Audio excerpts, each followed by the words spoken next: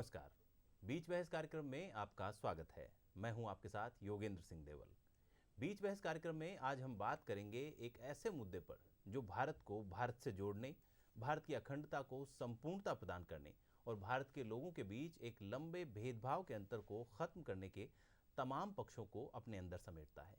जी हां, आज हम बात करेंगे अनुच्छेद 370 में बदलाव किए जाने के बारे में। अनुच्छेद 370 में बदलाव के एक वर्ष बाद क्या कुछ बदला है कश्मीर में, सियासत में और आवाम में?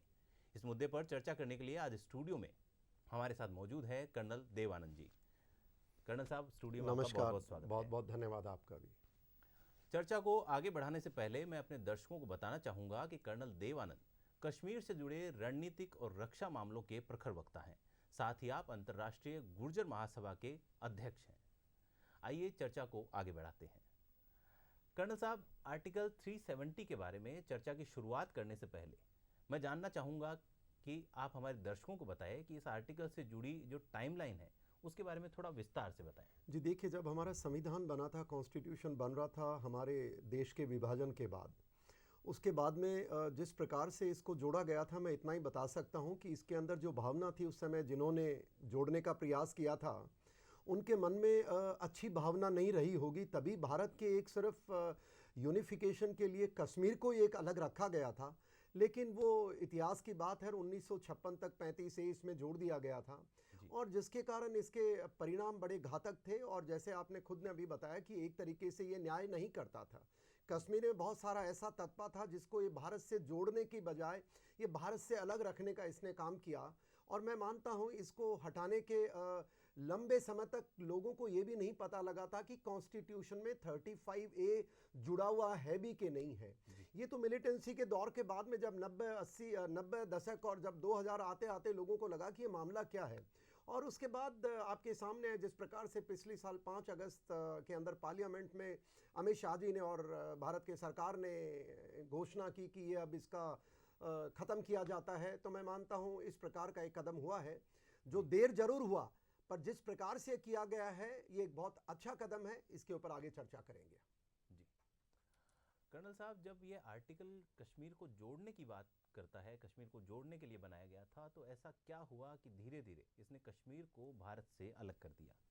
जी देखिए साहब, 370 धारा का मतलब ये था कि मोटे तौर पे, वैसे तो देखिए इसके ऊपर डिबेट पार्लियामेंट में हो चुकी है, इसके फायदे नुकसान वो चर्चा का आज मुद्दा नहीं है, पर मैं इतना बताना चाहूंगा। देखिए 370 का मोटे तौर पे एक जो इफेक्ट हुआ था वो इफेक्ट ये था कि भारतीय पार्लियामेंट, हमारी जो देश की पार्लियामेंट कोई भी कानून पास करती थी वो कानून कश्मीर के लिए लागू नहीं हो सकता था जब तक कि वहां की स्टेट असेंबली उसको पास नहीं करती थी। और यही कारण है वहां बहुत सारे हमारे कानून जो सेंट्रल गवर्नमेंट पास करती थी, पार्लियामेंट पास करती थी, वहां लागू नहीं होते थे। नंबर एक, इसके साथ साथ धारा 135A भी जुड़ी थी जिसमें नागरिकता का कानून बनाया गया था और जिसके अंदर बहुत बड़ी ये एक तरह अन्याय कहो, जो हमारे वेस्ट पाकिस्तान से जो 47 के दौर के रेफ्यूजी आए थे और वहाँ पर हमारे गुरखे जो पुराने ज़माने से सेना में काम करते थे, पंजाब से हमारे वाल्मीकि भाई बंधु जो वहाँ आकर के बसे थे, तो नागरिकता को लेकर के बहुत सारे अन्याय चल रहे थे।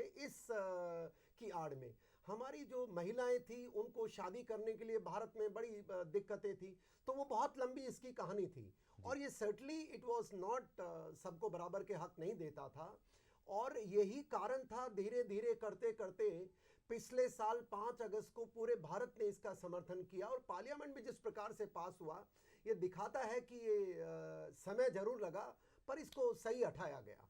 ये तो एक ये तरीका था। दूसरा क्या था साहब, इसके अंदर इसके कारण जिस प्रकार की मानसिकता वहां के सरकारों ने, वहां की सरकार क्या थी, दो ही ग्रुप थे, एक अब्दुल्ला अख्तर, दूसरे ये मुफ्तीज थे।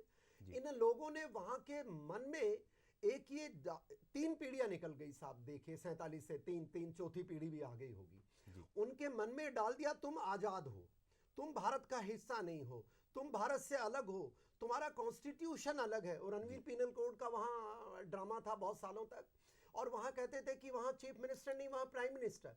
तो एक मानसिकता जो डाली गई वहां से भारत से अलग करने की, वो एक बहुत बड़ा इसका नुकसान था। और उसके साथ साथ पाकिस्तान ने जिस प्रकार से पीओके पे कब्जा कर रखा है, तो मैं मानता हूं सामरिक तौर पे कहीं अंग्रेज भी इसमें शामिल थे, ब्रिटिशर्स शामिल थे, माउंटबेटन शामिल था और हमारे राजनेता उस दौर के सब शामिल थे कि इसको इस तरह से विभाजन कर दिया गया। और जो लोग हमारे कश्मीर में थे उनको भी भ्रमित करने का प्रयास कई करीब 70 साल तक चलता रहा और जो समाप्त होना था एक दिन। और वैसे भी कॉन्स्टिट्यूशन में इसको टेम्पररी बताया गया था साहब।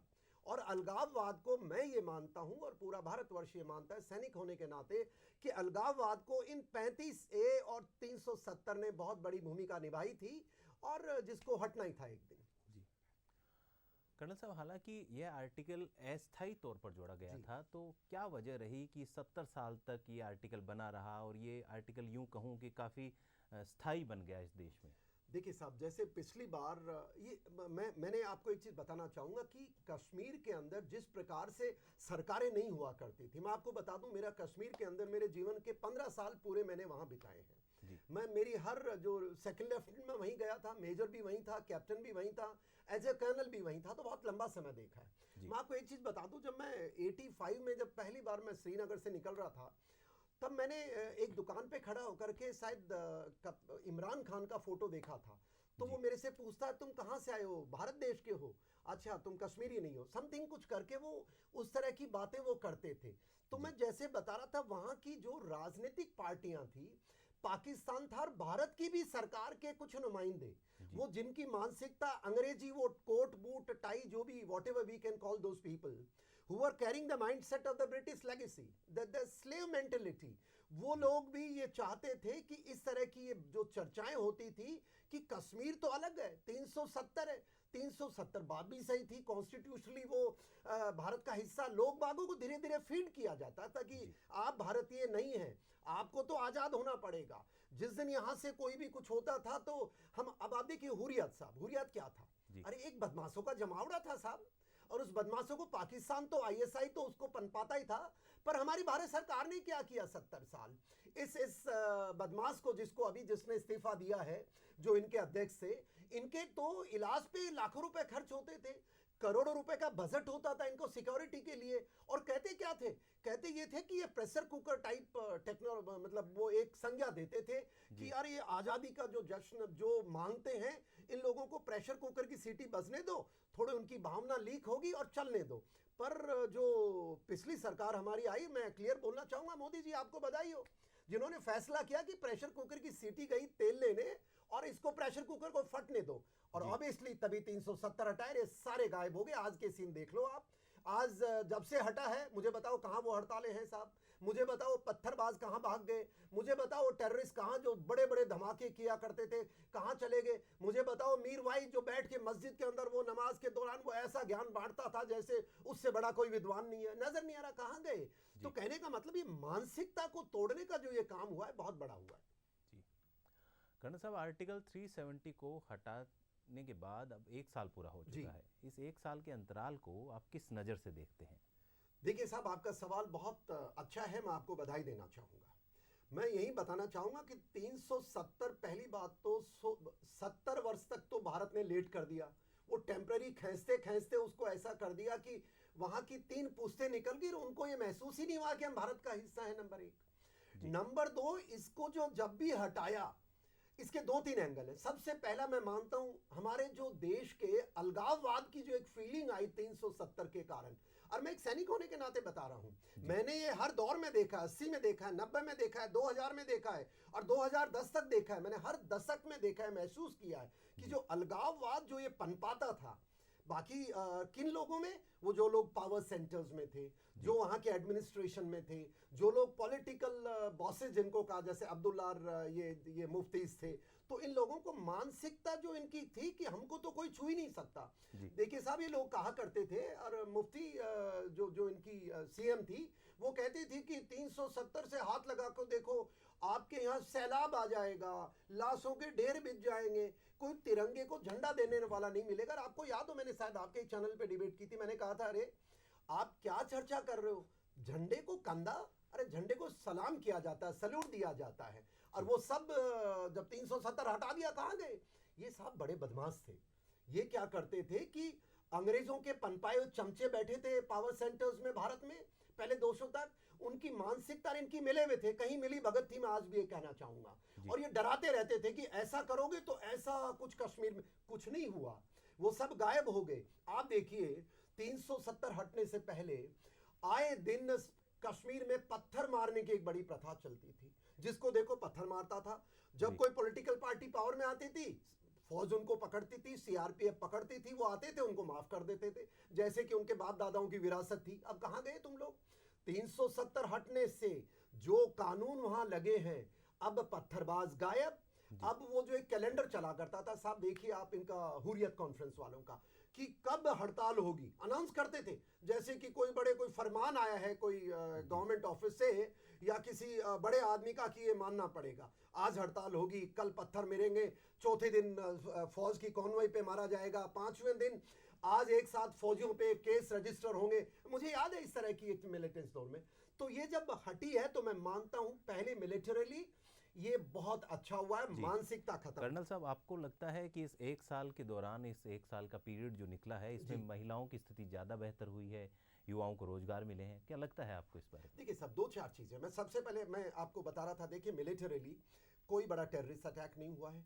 नंबर 2, कोई हड़ताल आजकल आपको नजर नहीं आती है, कोई ज्यादा डिस्टरबेंस नहीं आता है। ये इस तरह की जो चीजें, और तो और टेररिस्ट को जिस प्रकार से हम एलिमिनेट कर रहे हैं, वो करीब 120 से 150 का आंकड़ा जो अभी विभिन्न डिपार्टमेंट देते रहते हैं, उनको एलिमिनेट किया हमने, बहुत बड़े बड़े। और इसके अंदर एक और बड़ी अच्छी बात है साहब, मैं भारत सरकार और भारत सेना को बधाई देना चाहूंगा, जो सिर्फ इसमें 17 फॉरेन टेररिस्ट मिले हैं। यानी कि अब पाकिस्तान की ये हालत होगी कि उसको टेररिस्ट आने की मिल ही नहीं रहे कि अंदर भारत के सीमा में घुस सके। तो वो जो भी है इनको टेररिस्ट बनाने का जो गुमराह हमारे यूथ था उनको प्रयास कर रहा है, तो मिलिट्री बहुत सही जवाब दे दिया है।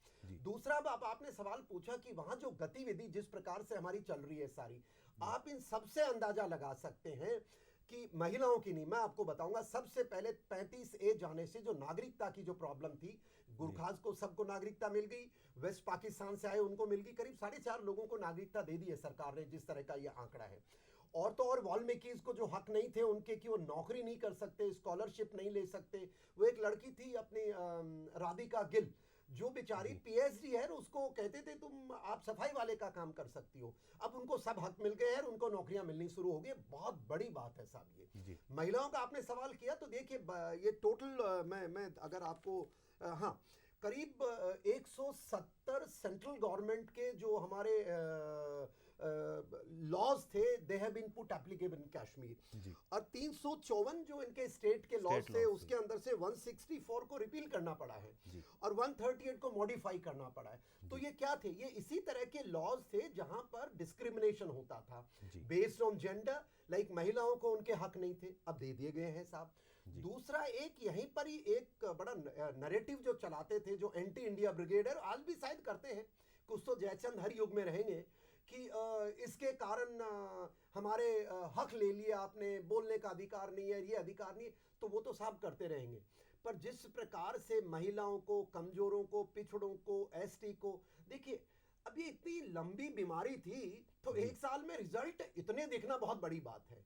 और जो बड़े रिजल्ट्स आएंगे, समय लगेगा साहब। एक दिन में सरकार, आप और मेरे जैसे व्यक्ति बैठे हैं, वो हमारे जैसे अधिकारी हैं, पर जो इनको करना चाहिए था वो मैं मानता हूं बहुत अच्छे तरीके से किया। बहुत सारी कमियां हैं। अरे साहब 70 साल की बीमारी एक साल में कैसे आप दूर कर सकते हो? कैंसर की बीमारी के लिए आपको वो थेरेपी देनी पड़ेगी, केमोथेरेपी, स्टेज 1, स्टेज 2, स्टेज 3 हो जाएगा।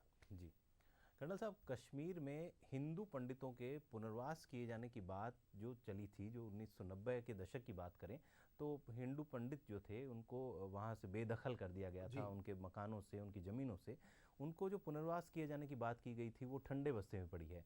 सरकार की इसके बारे में क्या स्पष्ट नीति है? देखिए साहब, मैं 2 चीजें रखना चाहूंगा आपका। अभी तक मैंने चर्चाएं की कि 370 के समर्थन में सारे काम, जो बढ़िया काम सरकारों ने किए, सिक्योरिटी इंप्रूव हुआ है, एडमिनिस्ट्रेशन इंप्रूव हुआ। हाँ, यहाँ एक बात बताना मैं चाहूंगा कि सबसे मोटी जो बदलाव आया है कश्मीर के अंदर, जो ये 2 परिवार या 2 ये जो संस्थाएं चलाती थी, ये लोग हाईली करप्ट थे साहब। और जैसे वो 170 सेंट्रल लॉज लागू किए हैं, इसके अंदर इनका एक एंटी करप्शन का एक वो जो ब्यूरो होता था वहां एप्लीकेबल नहीं होता था। अब आप देखिए इतने बड़े बड़े इन्होंने उजागर किए हैं करप्शन के, और जो फंडिंग होती थी उसको ये अपने इस्तेमाल के लिए करते थे। तो इस तरह एक बहुत ये एक बहुत अच्छा बदलाव इसमें आया है।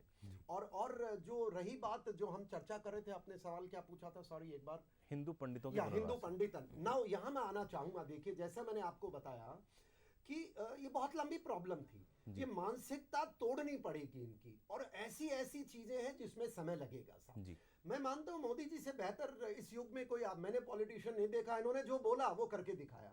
बोला कि भाई मैं पाकिस्तान को ठोकूंगा, ठोक के दिखाया। मिलिटेंट्स को ठोकूंगा, ठोक के दिखाया। सेना को पावर दूंगा, दे के दिखाया।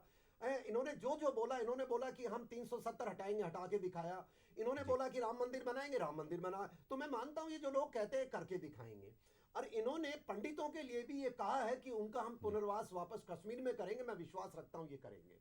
पर यहाँ 2-3 बातें मैं सरकार से गुजारिश करूंगा, और वो लेफ्टिनेंट गवर्नर महोदय, आप कश्मीर के 2-4 चीजें, क्योंकि मैं कश्मीर से जुड़ा हूं और मैं इंटरनेशनल गुर्जर महासभा, हमारे बहुत सारे मेरे वहां लोग काम करते हैं। 2 मुद्दे हैं साहब। एक तो जो पंडितों का मुद्दा जो अभी हमारे साथी उठा रहे हैं, देखिए इनके ऊपर आपकी कोई नीति होगी, हमें पूरा विश्वास है, पर वो नीति पब्लिक डोमेन में आनी चाहिए, जिससे कि हमारी जो शंकाएं हैं, हमारे जैसे व्यक्ति जो समाज के बीच में जाते हैं, उनको हम हौसला बढ़ाई कर सके, और हम आपके जो काम है उनको समाज तक पहुंचा सके। तो उसकी रणनीति क्लियर नहीं है। बट मैं जैसे मानता हूं इन्होंने अभी कुछ जमीनें चिन्हित की हैं जो मेरे को पता है, जिसमें जिनको लैंड ब्लॉक्स कहते हैं, वो इकोनॉमी के लिए हो सकते हैं, इंडस्ट्रीज के लिए हो सकते हैं। तो I am sure they will be working, but government has to clarify the position on that. Number two देखिए साहब, जब 370 पिछली बार हुआ था, तो मैं एक चीज बताना चाहूंगा कि कश्मीर में कोई ज्यादा वहां उत्साह नहीं था। और वहां तो आज भी कुछ लोग हैं जो वहां सरकार की बुराई करते हैं, 370 हटाने का विरोध करते हैं। करने दो उनको। हम तो उस समय भी मोदी जी आपको कहते थे कि जो मुफ्ती कह रही है कि तिरंगा, हमने कहा था हम उठाएंगे, आप हटा के देखो, और वो भाग गई। तो वहां कुछ नहीं ऐसा हुआ। पर जिन आदमियों ने आपके साथ, सरकार के साथ खड़े हुए थे, वो मैं ये मानता हूं, अगर 370 हटा, अगले दिन अगर कश्मीर में किसी ने खुल के जश्न मनाया था तो कश्मीर के गुर्जर थे जी। और वो बिल्कुल बाकी मैं कश्मीर के जो दूसरे कश्मीरी ब्रदर थे, वो बेचारे मन में सामने उनके हमारे साथ थे। अरे वो कभी भी अलगाववादी नहीं थे। अलगाववादी तत्वों से वो उनकी मानसिकता थोड़ी दबी हुई थी, पर खुल के वो भी नहीं आए थे। आज जब एसटी आयोग एक बनाया साहब, एसटी आयोग, हक दे रहे हैं सरकार उनको, तो मैं मानता हूं आप उस पर भी ध्यान दें कि जो एसटी आयोग बनाया, जो लोग बॉर्डर एरियाज में रहते हैं, जो सैनिकों के साथ लड़े हैं, जो टेररिस्ट के उन्होंने सहा है उनके प्रताड़ना, जो अगर एलसी पे आज भी फायरिंग होती है, मैं आपको बताना चाहूंगा, ये मैं कहीं पढ़ रहा था, इन्होंने बहुत अच्छा काम किया सरकार ने कि जो बॉर्डर्स के ऊपर जो लोग रहते थे उनको भी आरक्षण दिया, बहुत अच्छी बात है। एसटी वालों का 10% किया। पर यहाँ पर जो बॉर्डर एरियाज में रहे थे उनके लिए थोड़ा समय लग रहा है। मैं उनको भी बताना चाहूंगा देशवासियों को कि सरकार बहुत अच्छा काम कर रही है। मैं सैनिक के नाते कह रहा हूँ, क्योंकि मैंने देखा है जिस तरह का बदलाव। और तो देखिए बॉर्डर एरिया में जिस प्रकार से सड़कें बन रही हैं साहब, करोड़ों रुपए, हजारों करोड़ की बात नहीं है, पर जिस रफ्तार से सड़क बनी है, आज डीबीओ तक वो सड़क पहुंच गई है, ये संकेत है कि डेवलपमेंट हो रहा है। टाइम लगता है साहब, आई एम श्योर ये 2-4 साल लगेगा, बट अच्छा कार्य हो रहा है। जी कर्नल साहब, इस 1 वर्ष के दौरान कुछ क्षेत्रों में, जैसे हम बात करें पर्यटन व्यवसाय की, हथकरघा, इन क्षेत्रों में काफ़ी गिरावट नजर आई है कश्मीर में। आगे आने वाले वक्त को आप किस नज़र से देखते हैं? इस जो ये क्षेत्र हैं, इनमें किस तरह का बदलाव किया जाए ताकि ये क्षेत्र आगे बढ़ सकें? देखिए साहब, सरकार ने बड़ा वादा किया था कि हम इकोनॉमी बढ़ाएंगे। मैं सरकार से अभी तक तो सहमत हूं कि इकोनॉमी के लिए आप प्रयास कर रहे हैं। आपने बजटिंग की है, पहली बार अलग अलग बजटिंग की है, जैसा देखने में आया। सड़कों का निर्माण हो रहा है, ब्रिजेस का निर्माण हो रहा है, कॉलेज एजुकेशन के अंदर काफ़ी करीब 50 कॉलेजेस नई इन्होंने शुरू की हैं। इसके अलावा 7 मेडिकल कॉलेजेस शुरू किए हैं, 5 नर्सिंग कॉलेजेस शुरू किए हैं। तो प्रयास तो इनके चल रहे हैं। अब रही बात, होता क्या कि पहले लॉकडाउन था बिकॉज ऑफ सिक्योरिटी रीजन, उसके बाद कोरोना आ गया। अब कोरोना आ गया तो कोरोना में तो पूरे भारतवर्ष में देखिए ये चीजें गतिविधि रुकी हुई है। पर यहाँ मैं कश्मीर के नागरिकों को मैं इतना बताना चाहूंगा कि जहां तक मंशा मुझे लग रही है, अब देखिए चीन जिस प्रकार से लेह लद्दाख में देश के साथ धोखाधड़ी कर रहा है, एक तरफ पाकिस्तान प्रयास कर रहा है, और आपके लिए पूरी भारतीय सेना, पूरे सीआरपीएफ लगी हुई है।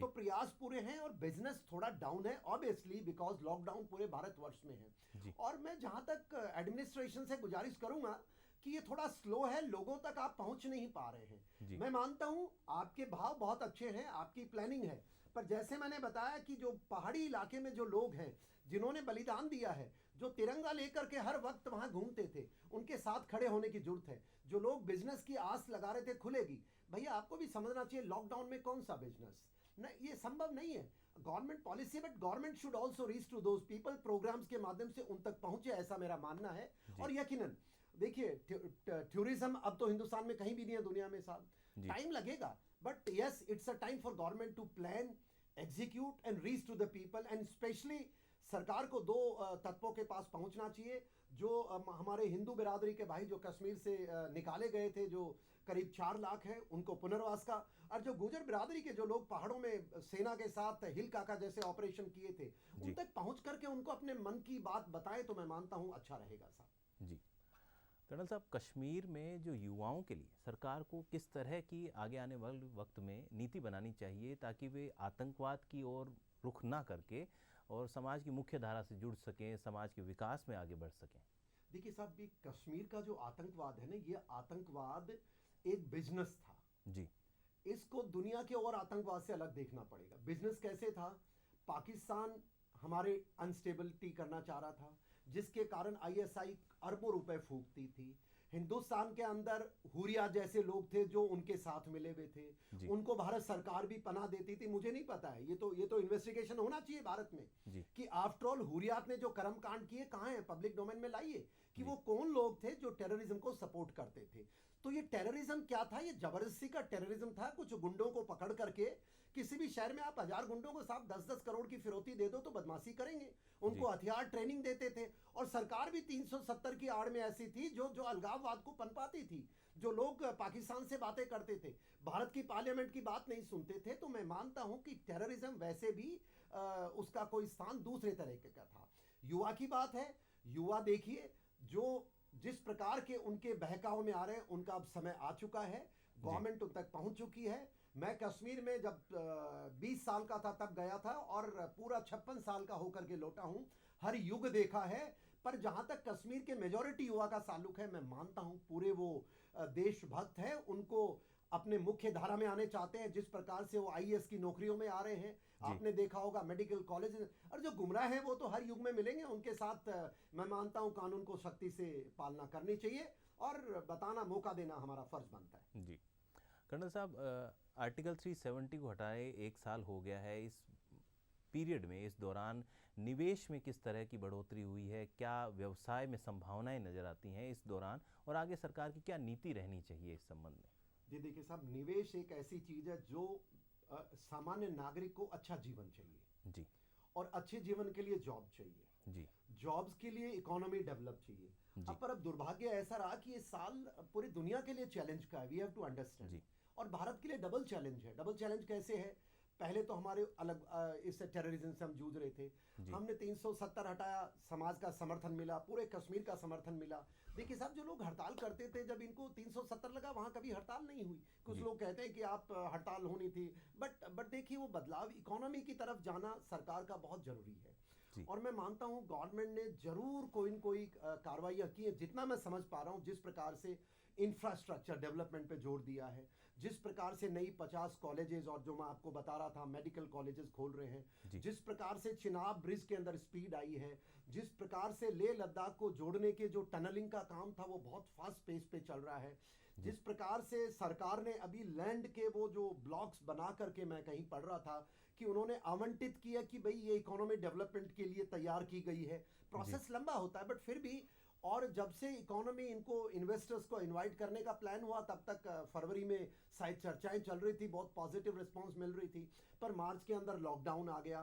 तो सरकार काम कर भी रही होगी, नहीं भी तो मैं चाहूंगा कि economy is crux of everything. ये सारी चीजें, जब तक जॉब मिलेंगे, आपके प्रयास सही हैं, बट थोड़ा सा you have to reach the administration. आपको लोगों तक पहुंचना पड़ेगा, बताना पड़ेगा। लॉकडाउन है तो क्या हुआ, आपकी स्कीम्स बताने में आपको क्या दिक्कत है? और एक चीज जो ये 4G की चर्चा हो रही है हिंदुस्तान में, बहुत सारी चर्चाएं हो रही है, तो देखिए 4G नेसेसिटी लाइफ की है, बट सर्टली जो लोग ऐसा कहते हैं, मैं आपको बता दूं, मैं कश्मीर में 98 के अंदर कंपनी कमांडर था। उस समय 4G तो छोड़ दो भाई साहब, मैं मेरे घर के ऊपर मैं वाइफ को टेलीफोन करके भी नहीं बता सकता था, क्योंकि टेलीफोन तक नहीं थे साहब। तो ये 20 साल में जो बदलाव आया, यस वी एग्री 4G होना चाहिए, पर अगर सिक्योरिटी कारण से हमें सरकार पे छोड़ना चाहिए, क्योंकि सारे जो तथ्य हैं हमारे नागरिकों के पास नहीं होते हैं, and security matters should not be discuss in public domain. But still government अगर आप कर सकते हैं तो please do it, it's a necessity, आज की रिक्वायरमेंट है, ऐसा मेरा मानना है। कर्नल साहब, अक्सर ये कश्मीर में आवाज़ें उठती रहती हैं कि कश्मीर के लोगों की सहमति के बिना कश्मीर में लोकतंत्र के कोई मायने नहीं हैं। तो आपको क्या लगता है कि आगे आने वाले वक्त में सरकार को कश्मीर के लोगों की सहमति से वहाँ लोकतंत्र की किस तरह से स्थापना करनी चाहिए? अरे साहब, कश्मीर का लोग का क्या मतलब है? मैं भी कश्मीरी हूँ, आप भी कश्मीरी हैं, वो भी, वी आर ऑल इंडियंस, हम सब भारतीय हैं। तो ये सहमति वाला सवाल मेरे, आप बताओ, जब 370 लगाया था आपसे किसी ने वोट मांगा था क्या? या आपके पूर्वजों ने किसी से वो लिख के लिया था? आपको तो पता होना चाहिए, पहले चुनाव हुए ही नहीं थे 51 तक। तो सरकार, ये कॉन्स्टिट्यूशन बनाया किसने था जी? ये उन लोगों ने बनाया था जिन लोगों ने, अंग्रेजों ने जिनको बैठाया था। तो मेरा विचार दूसरा हो सकता है। तो ये जो मानसिकता उन लोगों की है कि कश्मीर के लोगों की सहमति तो पब्लिक की कभी होती नहीं है। और क्या विभाजन में सहमति थी क्या? 370 देने में इनको सहमति थी क्या? मैं तो नहीं मानता थी, मेरे पिताजी दादाजी ने तो नहीं दी, और कश्मीर में जो रहते थे उन्होंने भी दी, सैनिकों में नहीं। ये एक फॉल्स नैरेटिव है, इसको वी मस्ट स्टॉप इट। जब भारत की पार्लियामेंट ने अप्रूव कर दिया, तो पार्लियामेंट साहब किसकी है? भारत के नागरिकों की है, ये जनता ने चुनी है। तो ये जो इस तरह का नैरेटिव चलाते हैं, तो वो तो पार्लियामेंट ने किया है, एंड आई एम श्योर। जहां तक चुनाव की बात है, अब पार्लियामेंट ने जब उसको यूनियन टेरिटरी बना दिया साहब, दिल्ली को यूनियन टेरिटरी बना दिया, तो मैं मानता हूं पब्लिक की सहमति है। जो ये ड्रामा करते हैं, जो ये नैरेटिव चलाना चाह रहे हैं कि वो जो वहां बैठा गांव है, भाई साहब, वो तो आपको भी पूछ के कोई पार्लियामेंट बजट पास नहीं करती है, ना कोई आपको पूछ करके कुछ नहीं करती है। वो हमारे चुने हुए लोग हैं। संविधान कहता है, कॉन्स्टिट्यूशन कहता है, we have to accept it. और रही बात, जहां तक कुछ वैसे भी मैं मानता हूं, मोदी जी की सरकार ने या अमित शाह जी ने लास्ट ईयर क्लियर किया था कि यूनियन टेरिटरी सिर्फ लद्दाख रहेगी साहब। और लद्दाख में तो उसका खुल के समर्थन हुआ, और वहां के एमपी ने जिस प्रकार से शानदार डिबेट पार्लियामेंट में रखी थी, वो तो एक ऐतिहासिक है। और जहां तक ये कश्मीर का सवाल है, उसको स्टेट बनाने के लिए गवर्नमेंट कह चुकी है, मेरा ऐसा मानना है। जी कर्नल साहब, कश्मीर के युवाओं को, आवाम को आप क्या संदेश देना चाहेंगे राष्ट्रीय एकता के लिए, बंधुत्व के लिए? देखिए, कश्मीर के युवाओं से मेरा एक ही संदेश है कि जिस प्रकार से आपने सदैव भारतवर्ष का विश्वास जताया, आपने कॉन्स्टिट्यूशन में विश्वास जताया, सेना में विश्वास जताया, देश में विश्वास जताया, पार्लियामेंट में, और उसी की जीत थी 370, पार्लियामेंट में पास होना, और कोई विरोध नहीं हुआ उसका। तो युवाओं के तो विचारों से ही तो हम चलते हैं। और अब आपके लिए संदेश ये है कि जिस प्रकार से अब आपको मौका मिला एक मुख्य धारा में आने का, गुमराह कुछ युवा रहेंगे, उनकी चिंता नहीं करनी है। आपने जिस प्रकार से आईएएस को क्रैक करके दिखाया है, जिस प्रकार से आपने कॉलेजेस में भीड़ दिखाई है, जिस प्रकार से फौज में भर्ती होने के लिए आप आगे रहते हैं, जिस प्रकार से देश में हर फील्ड में आपकी भागीदारी नजर आ रही है। और तो और मैं देख रहा था कि कल परसों एक इंटरव्यू में आ रहा था कि जो पायलट उड़ा के आए, जो हमारे फ्रांस से जो आया है, रफेल आया है, उनके जो सबसे सीनियर अधिकारी वो आपके कश्मीर के। तो कश्मीर के युवाओं की तो भागीदारी बहुत बड़ी रही है, और आगे भी मुझे पूरी उम्मीद है। मैं आपको क्या एडवाइस करूं, आप पढ़े लिखे हैं, आप युवा हैं, आप देशभक्ति आप में कूट कूट के भरी, और आप सही फैसला करते हैं। बस इसी तरह सही फैसला करते रहें, और जो देशद्रोही जो नैरेटिव चलाते हैं, उनको कृपया करके खुला जवाब दें कि आपके कंधे पर रख करके बंदूक दिल्ली से और दूसरी जगह से नहीं चलाएं। ऐसी मेरी कामना, और आपको बधाई हो, मैं तो आपको बहुत बहुत बधाई देता हूं। जी कर्नल साहब, आप स्टूडियो में आए और 370 आर्टिकल के 1 वर्ष पूरा होने के इस उपलक्ष्य में हमारे दर्शकों के साथ अपने महत्वपूर्ण विचार साझा किए, इसके लिए आपका बहुत बहुत धन्यवाद। आपका भी धन्यवाद भाई साहब। नमस्कार, जय हिंद। नमस्कार।